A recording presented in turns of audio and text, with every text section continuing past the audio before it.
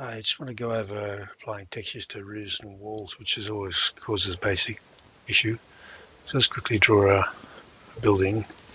I'll just do it a little bit different than you're probably used to drawing it. So I'm just drawing a series of rectangles to create my roof shape. And I just can then select all those objects, and then you can combine them as one. So you add surface, center one shape. And from that, right click, create objects from shapes, and I want to create walls. So I can create a wall. So there's my walls I created from that shape.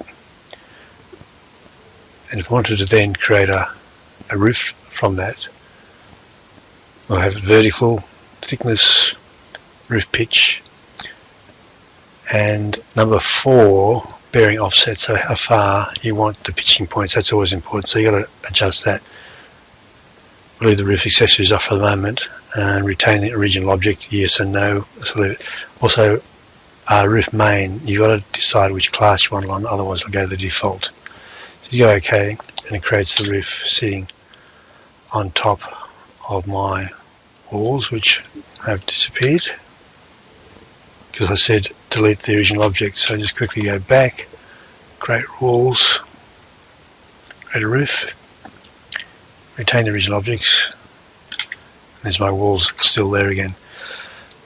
So that's a simple way of creating the walls and the roof. Now putting textures on it. So what you've got to do to get the textures, there's no textures in this object. You go to the resource browser,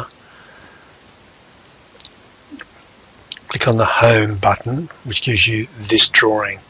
What I had before on the screen was the previous drawing. So you will go to the resource browser and you go Vectorworks libraries, and generally your textures is what you're after. And we use Oz textures, it's the easiest one. And let's go corrugated iron, corrugated roofing materials. When you click, they then will appear in your resource browser. But this is only viewing your library, so you need to bring these into your drawing. So you right click on that and import. And when you go back to your drawing book, you click on the home page, you find that's there. And if you double click on that, it will put it onto the roof. Now you can see here it's only shoved on the side, which is really confusing half the time. What you've got is the option here, put it on the top, and you want to have the colour bond. Once you've done that, it gives you also the option to put it on the sides. So on the sides you obviously don't want colour bond, so you go back and you put class, which is just a white. But you'll also notice that when you're underneath the roof, you'll see that underneath it's under there as well. So the bottom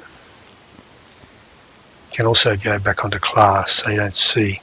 So underneath, so it allows you to put it on different textures. So it's all controlled by top, bottom, sides. You've got fascia, attic, and also the soffit lining. So when you, let's say now you want to put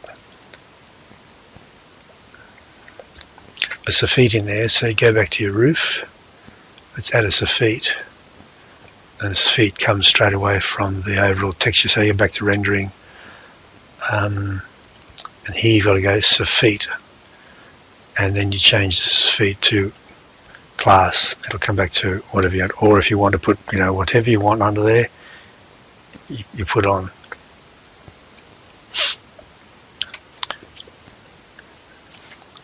So that's how you do your roofs. It looks like the walls are also, turn the walls off, the same sort of thing. If you go back to your walls and I want to render that, I want to put it's going to be my overall brickwork. Let's just know the normal brickwork. Now where's that gone, you may ask yourself. It's always look in the middle, but sort of see in the middle and you figure out, now how the hell can I get that on everything? So okay, you go back, you go by right and left. So right, put that brickwork on, so it's on one side, on the right side, depends which way you draw the wall, which orientation. That's on the left side. We'll go to the right side where you want to put, it's on class texture, so you want to put a different brick on the other side.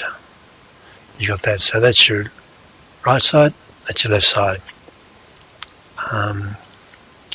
If you had components which were brickwork, cavity, stud work, then you could use components, but otherwise objects. That's how you basically set up those components for the walls.